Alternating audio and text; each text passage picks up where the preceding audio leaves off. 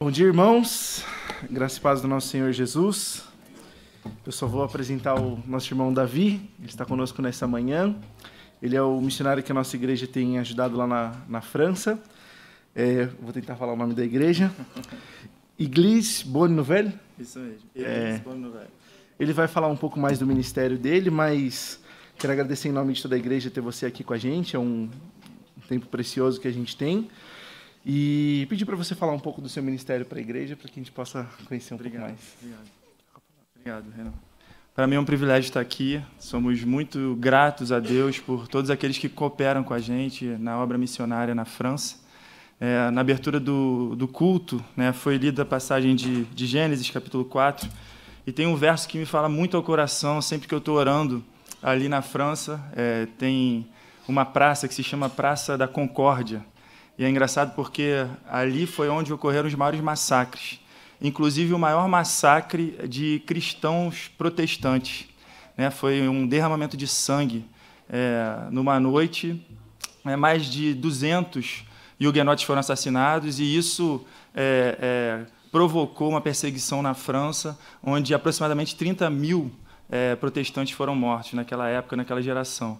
E aí esses franceses fugiram da França, abençoando muitas nações, eram discípulos de João Calvino. E sempre que eu passo por essa praça em oração, me vem esse verso na mente: o sangue do teu irmão clama da terra a mim.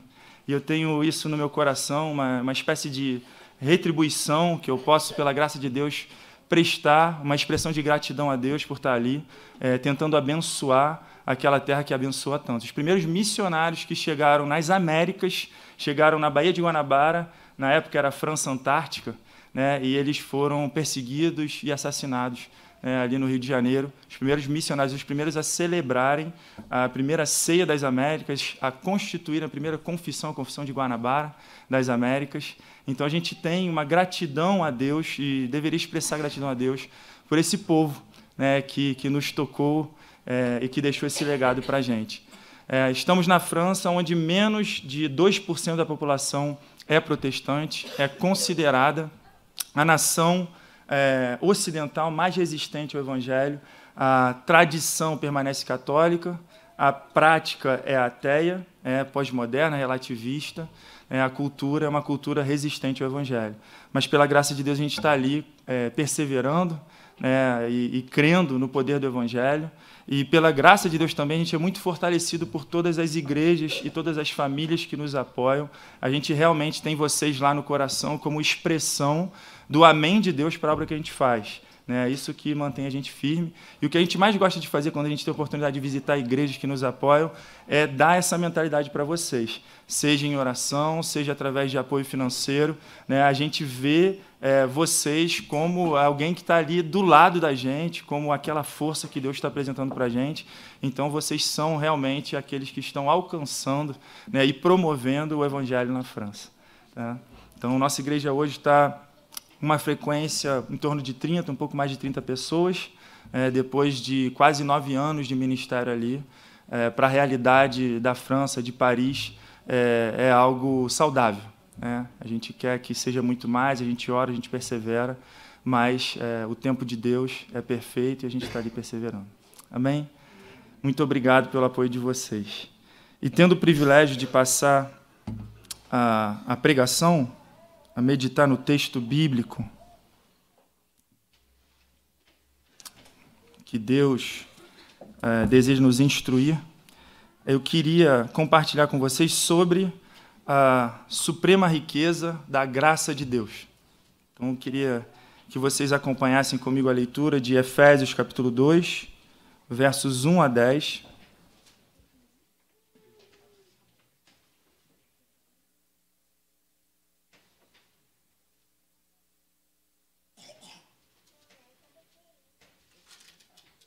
Nós vamos ler juntos e ter um momento de oração. Diz assim a palavra de Deus: Ele vos deu vida, estando vós mortos nos vossos delitos e pecados, nos quais andastes outrora, segundo o curso deste mundo, segundo o príncipe da potestade do ar, do espírito que agora atua nos filhos da desobediência, entre os quais também todos nós andamos outrora, segundo as inclinações da carne, fazendo a vontade da carne e dos pensamentos, e éramos, por natureza, filhos da ira, como também os demais. Mas Deus, sendo rico em misericórdia, por causa do grande amor com que nos amou, e estando nós mortos em nossos delitos, nos deu vida juntamente com Cristo. Pela graça sois salvos. E juntamente com Ele nos ressuscitou e nos fez assentar nos lugares celestiais em Cristo Jesus, para mostrar nos séculos vindouros a suprema riqueza da sua graça, em bondade para conosco em Cristo Jesus. Porque pela graça sois salvos mediante a fé, e isto não vem de vós, é dom de Deus, não de obras para que ninguém se glorie, pois somos feitura dele, criados em Jesus Cristo para boas obras, as quais Deus de antemão preparou para que andássemos nela. Oremos. Pai Santo, nós te damos graça pelo privilégio que tivemos e temos nessa manhã. Nós te damos graças, Senhor amado, por podermos com liberdade abrir a Tua palavra. Te agradecemos porque a Tua palavra foi lida, Senhor amado. A Tua palavra foi orada, foi cantada. Nós pudemos também Te adorar, Senhor amado, através, Senhor, de um ofertório bíblico, Senhor amado, exprimindo nosso reconhecimento sobre a Tua generosidade, Senhor amado, sobre as nossas vidas. E nós Te damos graças, Senhor amado, pelo privilégio que teremos agora de Te adorar através da proclamação da Tua palavra, através do ouvir da Tua palavra. Nós Te clamamos, Senhor, que Tu nos dê esse coração adorador, que adora também, Senhor amado, com os ouvidos espirituais, com o coração disposto e desejoso de se conformar com a Tua vontade. Nós clamamos a Ti, Senhor amado, que o Teu Espírito Santo honre, Senhor amado, a fidelidade litúrgica dessa igreja de buscar Te adorar em conformidade com a Tua palavra. E que o Teu Espírito Santo, Senhor amado, traga esse poder salvador, esse poder transformador, esse poder, Senhor amado, sem o qual a Bíblia, mesmo aberta, permanece um livro fechado. Nós clamamos a Ti, Senhor amado, apesar de nós, manifesta a Tua graça. Nós clamamos a Ti pelo perdão dos nossos pecados, Senhor, pela renovação da nossa aliança contigo e pela conformidade das nossas vidas com a Tua santidade. Senhor, que a pregação do Teu Evangelho seja acompanhada do poder do Teu Espírito. Em nome de Jesus, Senhor. Amém. Amém. Bem, para mim é com muita gratidão que eu compartilho a palavra de Deus com vocês. E a escolha desse texto tem a ver com o fato de eu estar, de uma certa forma, no meu período de férias. Então, eu procuro usar sempre algo que eu já preguei, ou na minha igreja, ou em outras ocasiões. Mas é um dos textos que, nos últimos anos, mais tocaram meu próprio coração e pelo reconhecimento daqueles que ouviram também. E tem uma ligação interessante com o nome da igreja de vocês, né? A ocasião na qual eu preguei esse texto a última vez foi na celebração da Reforma Protestante, os 500 anos da Reforma, numa conferência, e o nome da igreja de vocês, a Igreja Batista Reformada, né? Então esse é um dos alicerces, a gente podia chamar esse sermão de só a graça, somente a graça. E eu fiquei sabendo que essa igreja aqui, particularmente, filha da Igreja de São Paulo, foi fundada no culto da Reforma, né? Então é muito interessante, pela graça de Deus, né, essa harmonia. É um texto que fala sobre a graça de Deus, é um texto que fala sobre o fenômeno da conversão, o fenômeno dessa obra miraculosa, sobrenatural do Espírito Santo nas nossas vidas. Esse texto ajuda a gente a entender o que aconteceu na vida daqueles que foram nascidos de novo, e o que acontece na vida daqueles que nascerão de novo. É um texto que ajuda o cristão a entender essa transformação de natureza e essa obra misteriosa do Espírito Santo, né, que a gente chama de redenção, que a gente chama de conversão, e que é um milagre da parte de Deus, né? Então, é um assunto que gera autoconhecimento. Não há nada mais triste para o novo nascido do que não conhecer a sua nova natureza e não conhecer o fenômeno operado por Deus que trouxe esse novo nascimento. É um texto que vai incutir também muita gratidão no nosso coração. É um texto terapêutico, porque quando a gente se lembra de tudo que implicou e tudo que envolveu o fenômeno da nossa redenção, ele faz a gente lembrar de onde Deus nos tirou e da onde Deus nos colocou. Então, muita gratidão. E um texto que nos protege também quando a gente vai evangelizar. Lembra da gente que salvação é uma questão sobrenatural, né? A gente deixa de estar tentado a usar recursos da sabedoria humana, da retórica, né, e de muitos outros recursos que a igreja usa hoje, para nos lembrarmos que é a proclamação do evangelho da graça que produz verdadeira transformação e verdadeira salvação. Então, é um texto que traz muitos benefícios para a gente.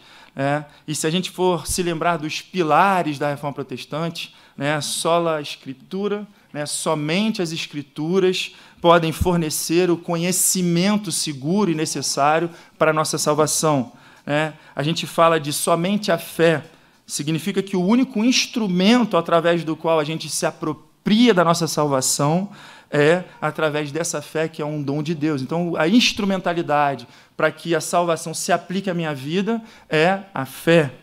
A gente fala de somente Cristo, porque não é uma fé cega que nos salva, não é uma fé no vazio que nos salva. O fundamento da nossa salvação é a obra perfeita de Cristo, é pelos méritos de Cristo que nós somos salvos. Nossa culpa imputada a Ele, a sua perfeita obediência imputada a nós. Então, Cristo é o fundamento da nossa salvação. E quando a gente fala de somente a graça, a gente está falando da origem, da onde Deus tirou essa ideia, aparentemente ilógica, de amar pecadores, de fazer o bem para os pecadores. E o interessante é que o fundamento dessa salvação, que fez Deus dar mesmo o seu próprio Filho, é o próprio amor gracioso de Deus. É a graça de Deus, ela é a origem da nossa salvação.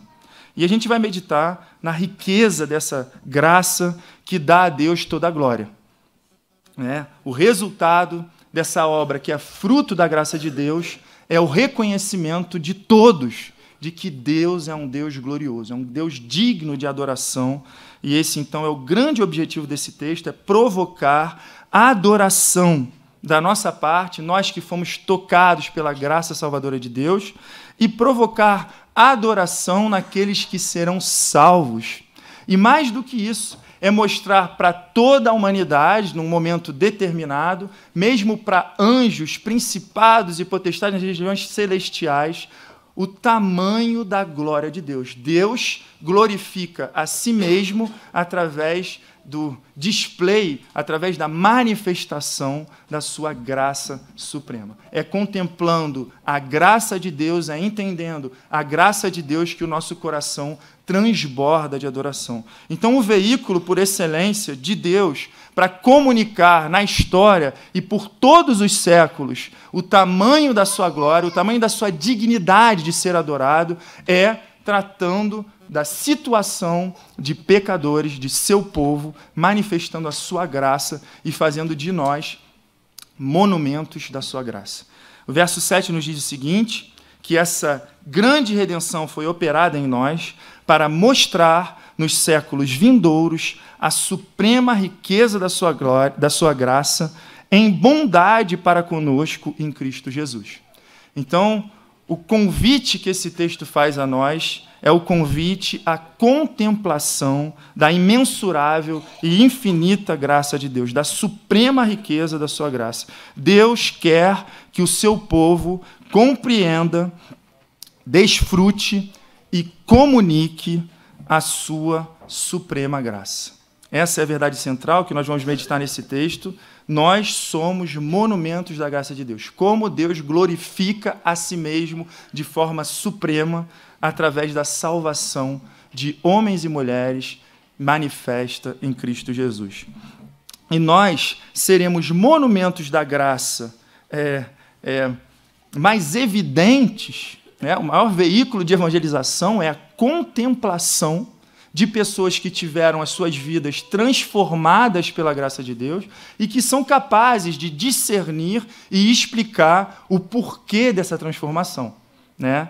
E é isso que a gente vai fazer hoje. Quanto mais conscientes nós formos desse fenômeno da graça salvadora de Deus, mais evidente a riqueza da graça de Deus, mais evidente a glória de Deus será manifesta a todos e aos perdidos também. E a pergunta que a gente vai fazer a esse texto é: como de que maneira esse texto nos ajuda a medir a infinita riqueza da graça de Deus. É um convite a medir algo que é imensurável. É um convite a medir algo que é infinito.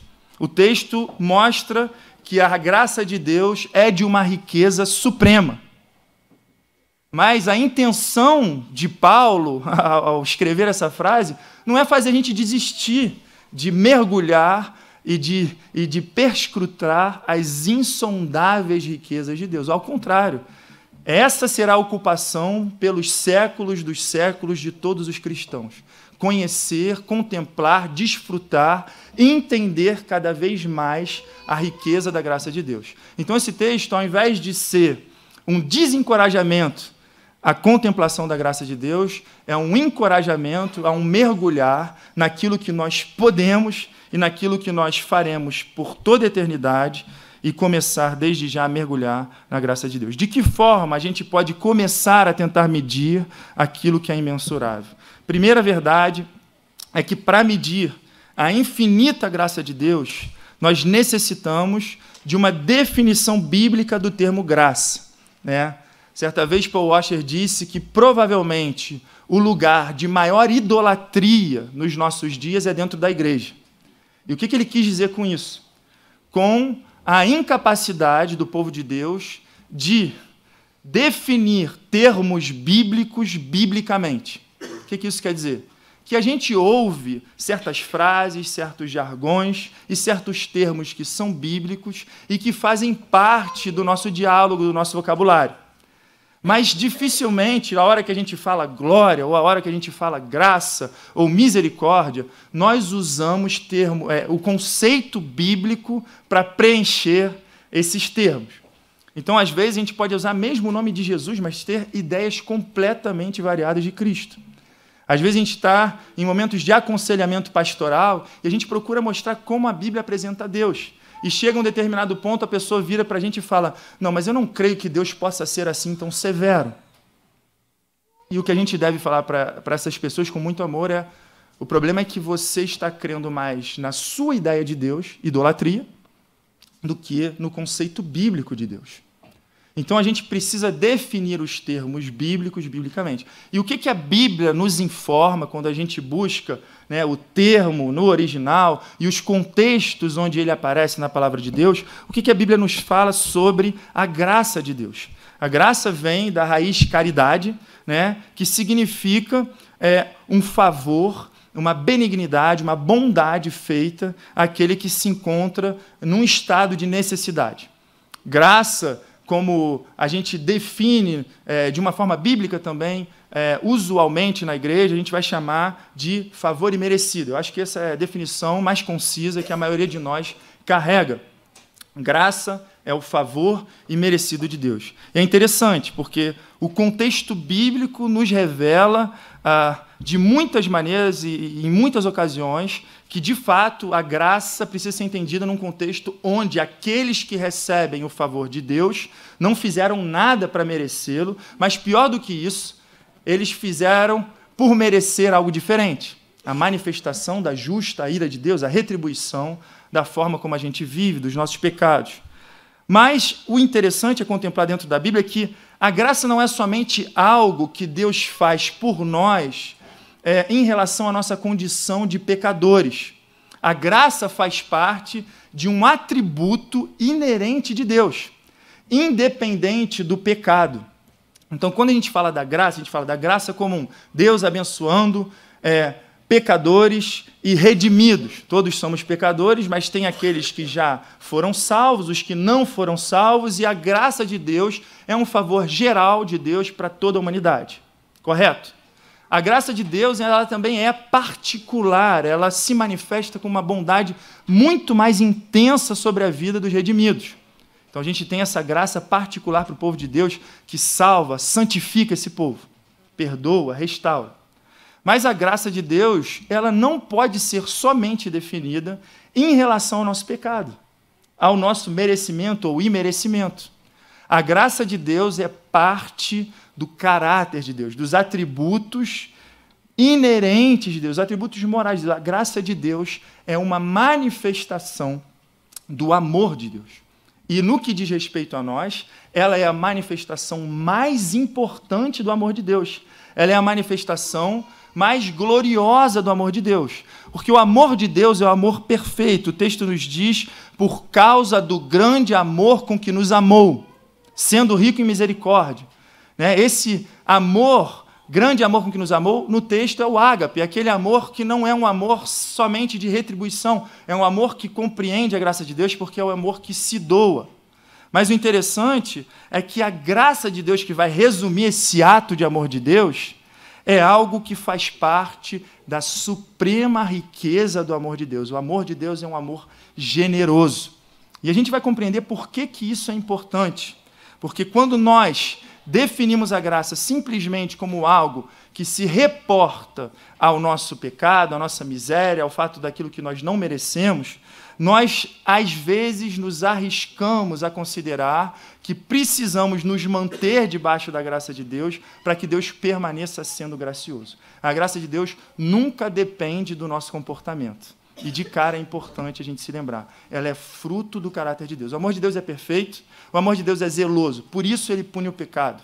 O amor de Deus é santo, por isso ele zela por aquilo que é correto, por aquilo que é justo. O amor de Deus é paciente, por isso Deus é tolerante em relação às nossas falhas. E às vezes a gente confunde a paciência de Deus, com a validação dos nossos erros. Veremos que a graça de Deus não é barata. Mas é interessante contemplar todas as facetas do amor de Deus. Porém, mesmo quando a gente chega na misericórdia, que é Deus fazendo por nós o que nós não podemos fazer por nós mesmos, Deus nos tirando da nossa miséria, nós estamos lidando com todas essas manifestações do amor de Deus, que são expressões de graça. Porque nenhuma delas nós merecemos. Paciência, a longanimidade de Deus, a misericórdia de Deus, todas elas são frutos da graça de Deus, frutos do favor imerecido de Deus. Toda a bondade de Deus manifestada a nós, toda expressão de amor de Deus manifestada a nós, é fruto da graça de Deus. Amém? Então, a primeira coisa que nós temos que ter em mente é termos uma definição bíblica de graça. Graça é uma particularidade do amor de Deus que leva a Deus a nos amar e nos abençoar generosamente, não somente aqueles que nada fazem para merecer, mas também aqueles que mereciam juízo e condenação. Uma segunda maneira de medir a graça de Deus é considerando a condição na qual a graça de Deus nos encontra, ou da qual a graça de Deus nos tira. Isso é muito importante. O texto vai fazer uma descrição das nossas vidas antes da conversão. A descrição do apóstolo Paulo é a descrição de uma raça totalmente depravada. Nós sabemos que esse é um termo usado pela teologia para descrever como a Bíblia explica a situação do homem afastado de Deus. O termo filhos da desobediência faz com que a gente entenda que a condição do homem é a condição daquele que se rebela voluntariamente contra Deus, mas que, ao mesmo tempo, não possui no presente a possibilidade de agir diferente. Significa que nós somos responsáveis pela nossa rebelião contra Deus. E essa rebelião se expressa por uma corrupção tal da nossa natureza que nós andamos segundo o curso deste mundo, segundo o príncipe da potestade do ar. Santo Anselmo diz que Satanás não governa sobre nós como uma força opressora que nos domina contra a nossa vontade. Satanás domina sobre a humanidade não redimida, porque nós temos os mesmos desejos e os mesmos interesses que ele. É fácil que ele nos governe, porque ele nos governa pelo caminho da tentação. Ele nos convida constantemente a nos rebelar contra Deus. Ele oferece aquilo que a nossa carne deseja. A natureza do homem é descrita como filhos da desobediência. Individualmente, cada um de nós possui inclinações predominantes na nossa natureza que opta naturalmente, por essa condição de pecador, por um caminho de rebelião contra Deus. E quando nós nos organizamos em sociedade, aquilo que é inerente a cada indivíduo é coletivizado. Aquilo que é inerente à carne e às paixões rebeldes de cada indivíduo começam a marcar a sociedade. Então, não é a sociedade que corrompe o homem corrompido corrompe a sociedade, segundo o curso deste mundo e segundo o espírito que agora atua nos filhos da desobediência. Então, o problema do homem é um problema de corrupção na sua natureza. É por isso que nenhum pressuposto que não seja aquele da antropologia bíblica pode resolver o problema humano. Todas as manifestações do pecado, elas são os sintomas de um problema cuja raiz é o coração do homem. Um coração rebelde contra Deus. Uma outra descrição do texto é filhos da ira. O pecado, antes de ser transgressão, né, você está transgredindo uma lei, o pecado é chamado na Bíblia de impiedade, porque o pecado é algo cometido contra um Deus santo. Antes que Deus nos desse a lei, todos nós já éramos pecadores, porque todos nós nos rebelamos contra o amor de Deus.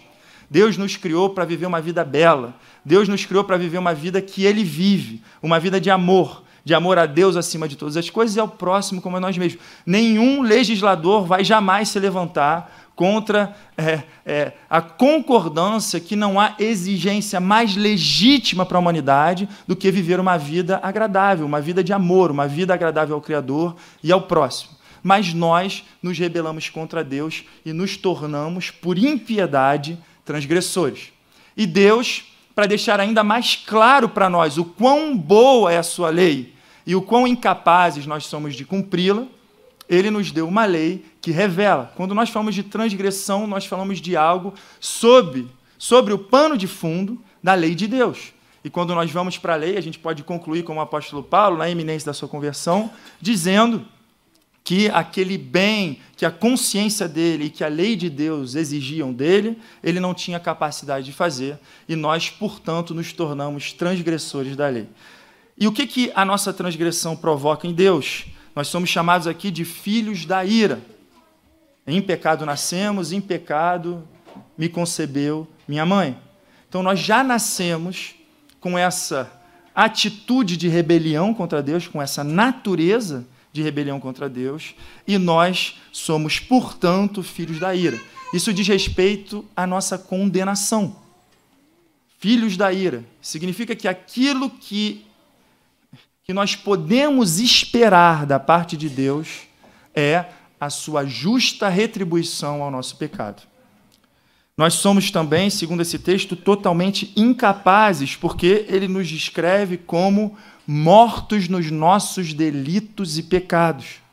E é uma verdade que se aplica a toda a raça humana, porque Paulo está aqui escrevendo a gentios convertidos, se colocando na posição de um judeu convertido, e ele diz: nós também andamos outrora, segundo as inclinações da nossa carne, fazendo a vontade da carne e dos pensamentos, e éramos, por natureza, filhos da ira, como também os demais. Ele está aqui dizendo que o problema do pecado é um problema universal, um problema que toca toda a raça humana, e nós somos incapazes de sair da nossa condição. Nós estamos numa condição na qual nós nos colocamos voluntariamente, na qual, por causa do pecado original de Adão, todos nós nascemos, e uma circunstância da qual nós não podemos sair. E o mais interessante a considerar aqui, e é por isso que, em termos de evangelização, é grave pregar moralismo. Nós nunca poderíamos exigir de um incrédulo aquilo que somente o crente tem a capacidade de fazer. Viver uma vida de obediência é algo que é um privilégio da graça de Deus concedido somente aos cristãos. Por isso que a igreja nunca deve ser o lugar onde se prega antes da cruz, antes dessa compreensão da santidade de Deus e da salvação em Cristo, pregar moralidade, mudança de comportamento. A igreja não foi chamada para pregar moralismo. Essa transformação é uma consequência de um encontro com Deus. Até porque ninguém tem facilidade de admitir as suas falhas, e essa descrição que eu venho de apresentar para vocês se não tiver um encontro com Deus, porque até mesmo o arrependimento, segundo a Bíblia, é um dom de Deus. Então, o que nós fomos chamados para fazer quando a gente considera esse pano de fundo da onde a graça de Deus nos tirou? Deve fazer a gente se lembrar que nenhuma estratégia humana, nenhum moralismo, nenhum convite à transformação é capaz de mudar o coração do incrédulo. E a primeira coisa que nós devemos entender como ser humano é a condição totalmente miserável. Nós não somos tão maus quanto poderíamos ser. Nem todos nós vivemos uma vida tão feia quanto aquela que Hitler viveu.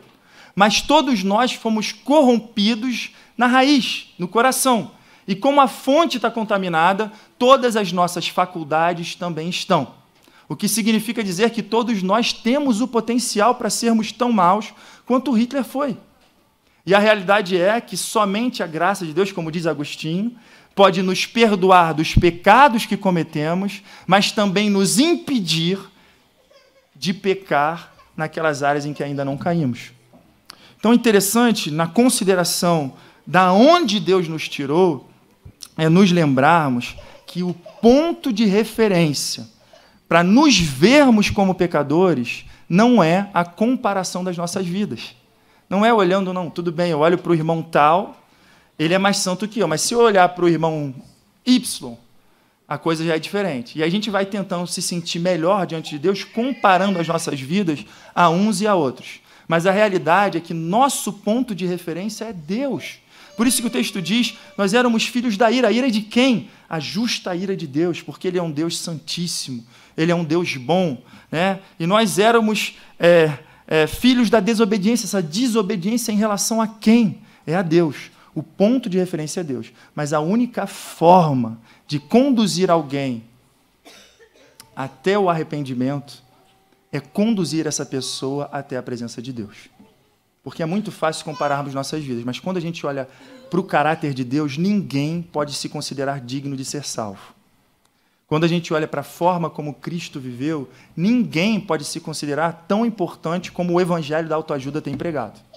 Então, antes de convencer as pessoas de que elas são muito importantes diante de Deus, nós precisamos convencer as pessoas de qual é a situação delas diante de Deus. Porque muito mais poderoso para a nossa estima do que dizer, com base em nós mesmos, de quão belo nós somos, de quão maravilhosos nós somos, de quão importantes nós somos, é saber que Deus nos ama não por causa de nós, mas Deus nos ama apesar de nós. Aquele que foi convencido do amor de Deus, que o contemplou na sua pior versão, vai ser inabalável em toda a sua caminhada com Deus. É uma pessoa que, porque já se viu na mais profunda miséria, não teme mais a queda. É uma pessoa que não é hipersensível, que não depende de elogios de uns e de outros e que não sai por aí para promover o seu próprio ego. Porque nós já nos vimos, à luz de Deus, quem nós somos verdadeiramente, o que nós merecíamos.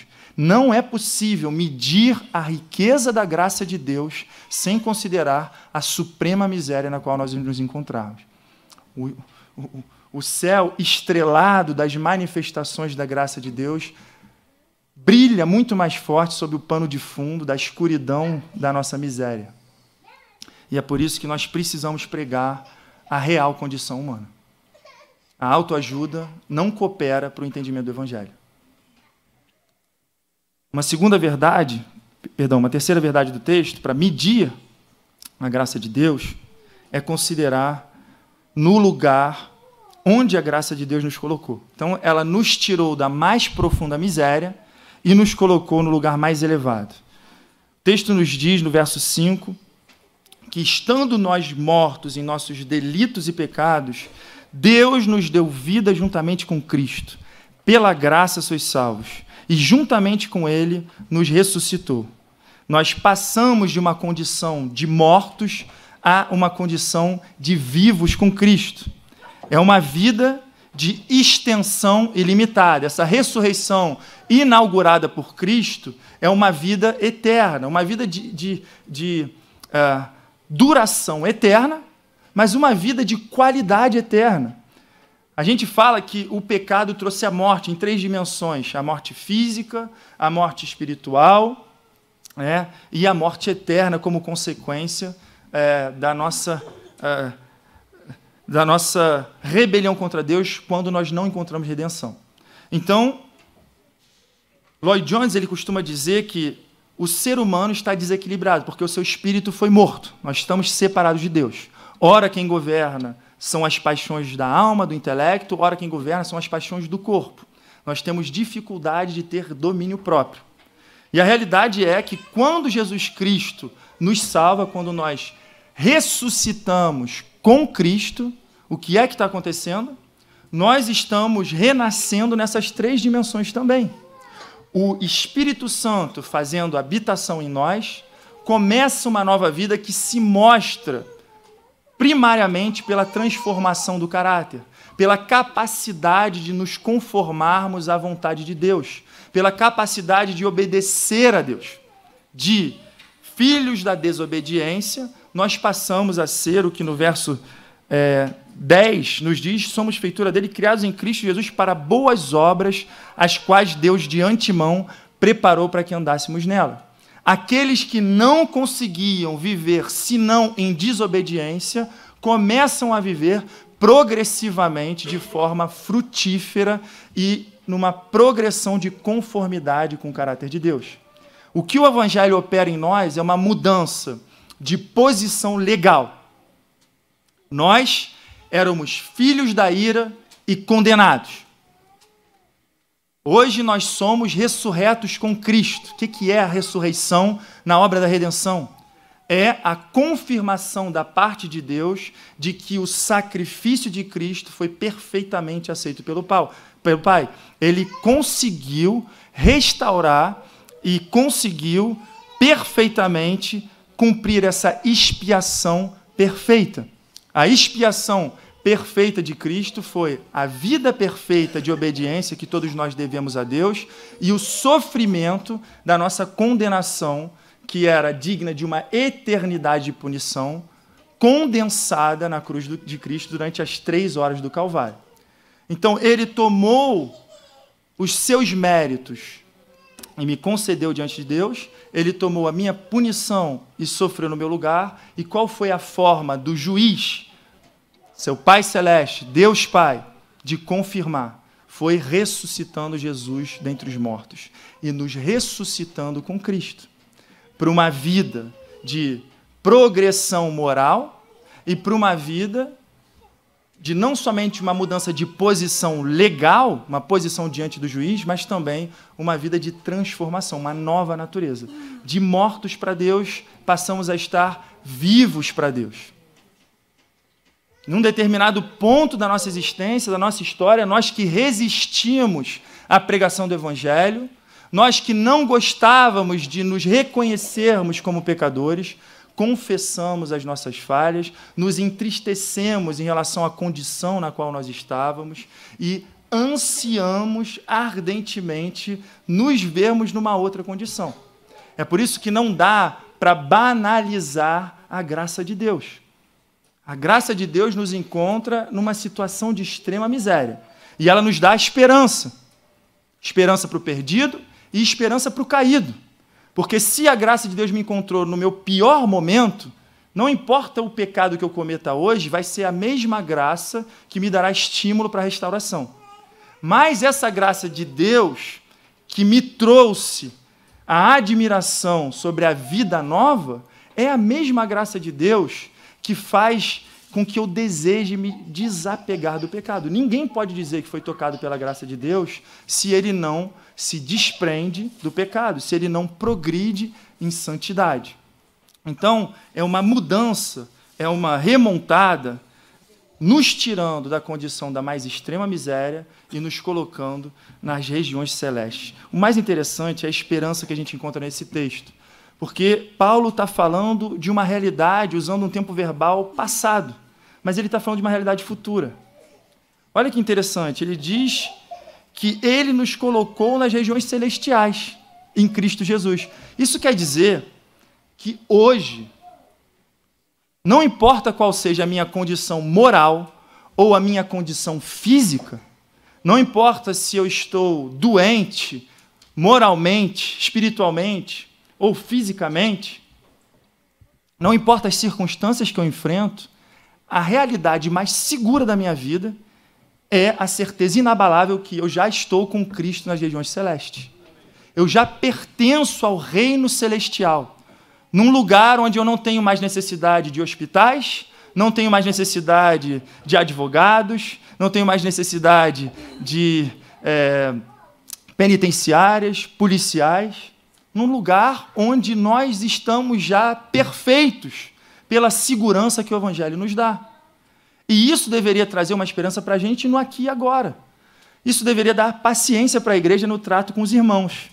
Cristo se afeiçoou tanto à sua noiva quando ela ainda era desfigurada, suja, mas ele trabalha triunfantemente e inevitavelmente para que todos nós estejamos um dia sem ruga e sem mácula. E a forma como Deus olha, como Cristo olha para a sua noiva desde já, é pela perfeição que ele sabe que tem a capacidade de operar em nós.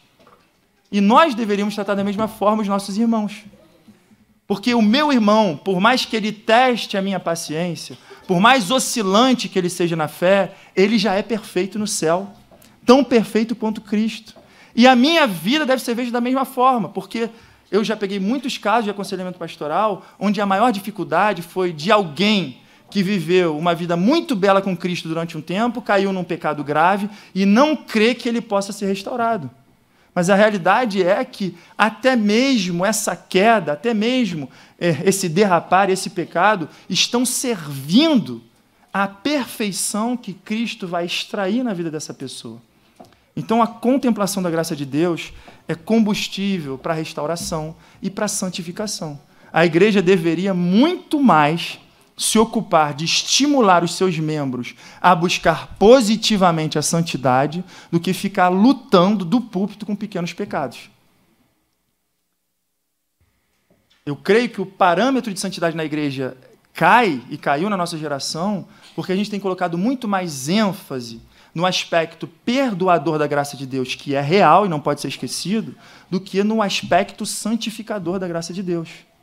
Nós deveríamos nos motivar, como Jonathan Edwards dizia, que quando eu chegar no céu, eu quero olhar para trás, para a minha vida na terra, e dizer que eu vivi da melhor forma que eu poderia ter vivido. Ele já se via no céu, ele vivia pela perspectiva, não das circunstâncias do aqui e agora. Ele não estava em busca de Deus para mudar as circunstâncias aqui e agora. Ele buscava se ver já no céu e procurar saber como ele poderia se adaptar cada vez mais a essa realidade de perfeição celeste, de conformidade com Cristo. Amém? Uma quarta verdade é que, para medir a suprema riqueza da graça de Deus, nós precisamos contemplar o alto preço pago pela graça de Deus. Na nossa perspectiva, a graça de Deus é gratuita, uma redundância. Na nossa perspectiva, nós podemos participar dessa graça sem fazer nada, arrependimento e fé. Mas da perspectiva de Deus, essa graça custou caríssimo. Deus nunca pode agir com injustiça. Seria injusto da parte de Deus de perdoar pecadores, sem que ele justificasse esse perdão. Deus não pode varrer os nossos pecados para debaixo de um tapete cósmico, como diz John Piper. Ele precisa se justificar diante de si mesmo, sendo um juiz supremo, porque ninguém nessa sala estaria de acordo que um pedófilo fosse solto e perdoado. Ninguém falaria quão generoso é esse juiz. Não. Da mesma forma, os nossos pecados não podem ser perdoados sem que eles sejam punidos. De forma alguma justificarei o perverso. E o grande dilema bíblico é esse. Como Deus pode ser ao mesmo tempo justo e justificador daqueles que ele redime? E a realidade é que Cristo Jesus é o maior investimento da parte de Deus. Jesus Cristo é a maior medida da graça de Deus, porque ele é o viabilizador dessa graça. Deus não poderia fazer nenhum favor à humanidade que Cristo não tivesse bancado, se colocando na condição daquele que recebe a punição de todos os pecadores. Então, Cristo é a viabilização de todo o favor. Isso é muito importante, porque quando a gente se vê diante de um momento difícil, a gente tem a tentação de começar a questionar o amor de Deus. Diante das dificuldades, a gente deveria, em primeiro lugar, se lembrar de onde Deus nos tirou. Não, eu mereci estar no inferno.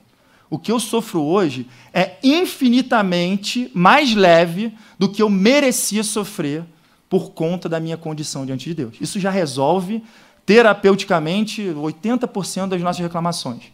Em seguida, a gente deve pensar onde Deus está nos levando. Os sofrimentos do tempo presente não podem se comparar à glória do porvir. Então eu olho para a dificuldade do hoje pensando na glória que me aguarda, que é certa.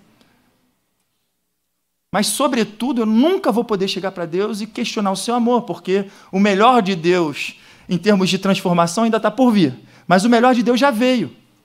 A manifestação suprema do amor de Deus por mim foi Ele ter dado a si mesmo na pessoa do seu Filho.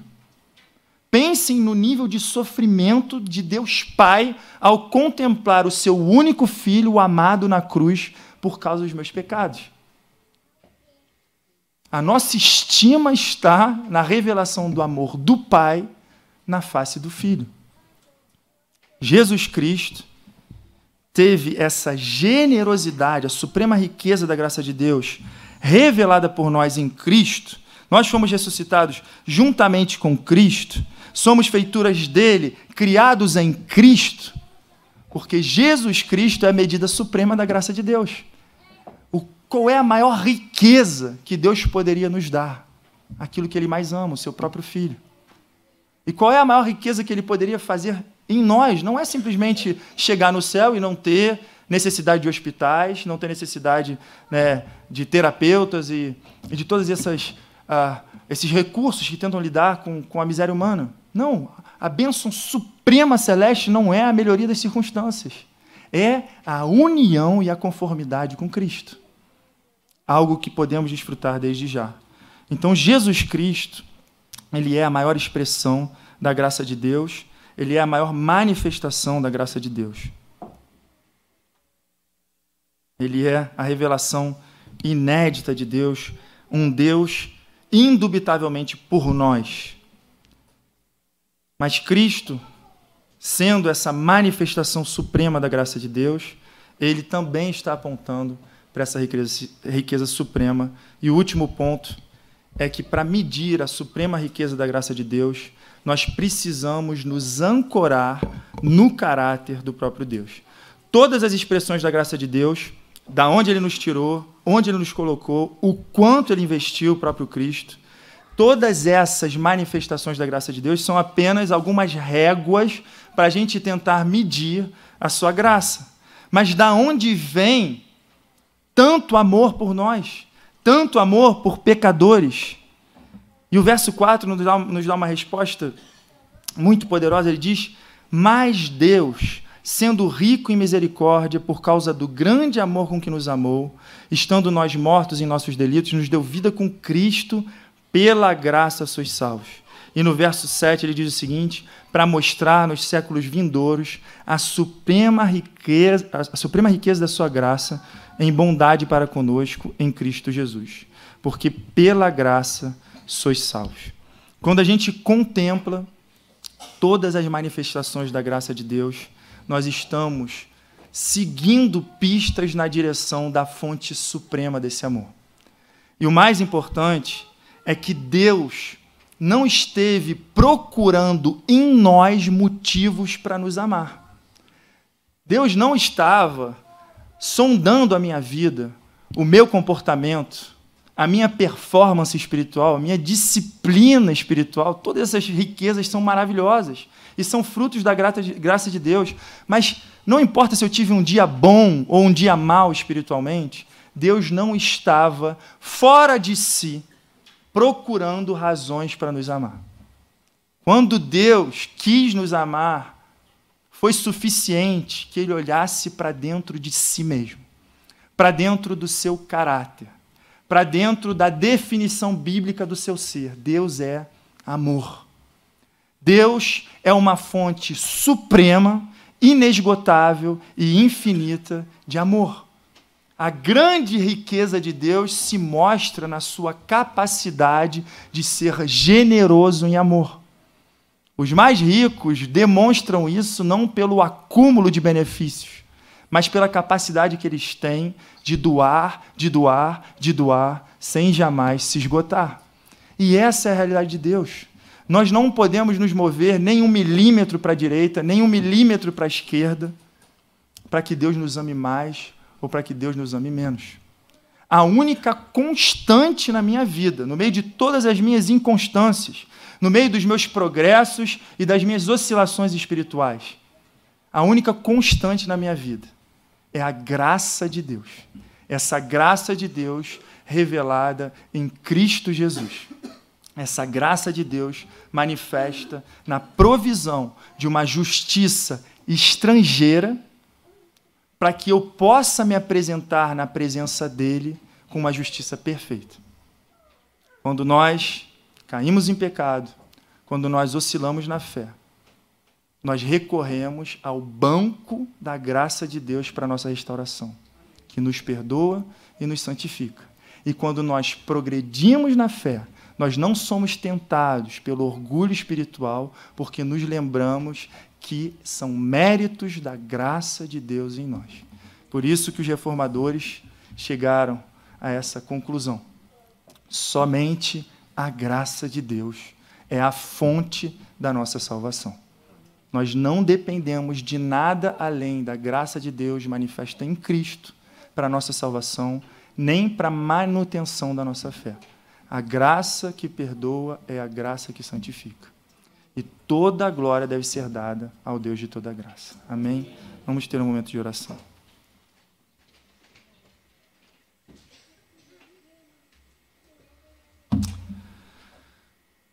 Pai Santo, Tu és um Deus soberano.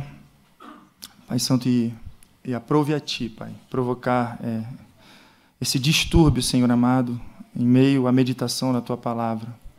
E nós devemos enxergar tudo isso como manifestação da Tua graça.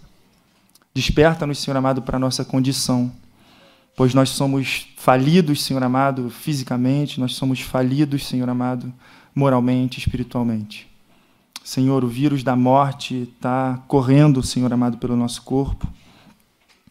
E é por isso que a mensagem do Evangelho é urgente e sempre será urgente, Senhor. Senhor, o Teu Evangelho da graça é o único lugar onde nós podemos encontrar, Senhor amado, salvação para a nossa condição física e para a nossa condição espiritual. Nós te clamamos novamente, Senhor amado, que Tu restaures e preserves a saúde desse irmão. E nós te pedimos, Senhor amado, que, como confiamos na Tua soberania, Senhor, nós te pedimos que esse alerta, Pai Santo, possa nos despertar, para que possamos nos fazer valer da Tua graça, para vivermos o quanto antes o que de melhor pudermos viver em termos de santificação, em termos de busca pela promoção do Teu reino. Senhor, que nós possamos nos desvencilhar, Senhor, de todo apego às circunstâncias dessa vida. Eu clamo a Ti, Senhor amado, que Tu faças de nós uma geração, Senhor amado, de crentes, de missionários, aonde estivermos, Senhor amado, servindo de monumentos da Tua graça. Senhor, que nós tenhamos essa simetria, esse equilíbrio, Senhor, que ao mesmo tempo em que damos esperança, Senhor amado, para o perdido, por nós termos uma transformação de vida tão evidente. Senhor, comunicar santidade onde passarmos, Senhor amado. Comunicar, Senhor amado, um amor por Ti, uma devoção a Ti. Mas, ao mesmo tempo, Senhor, que não seja uma santidade arrogante. Senhor, que sejamos doces, Senhor. Senhor, que sejamos misericordiosos, porque nós também andamos na mesma condição antes que Tua graça nos tocasse. Faz de nós, Senhor amado, adoradores da Tua graça. Que contemplemos, Senhor amado, o lugar da onde Tu nos tiraste. Senhor, que estejamos sempre com os olhos fixos para o lugar no qual Tu estás nos conduzindo e que nós possamos celebrar, Senhor amado, a nossa união com Cristo, desde já reconhecendo o alto preço pago pelo nosso Senhor e Salvador.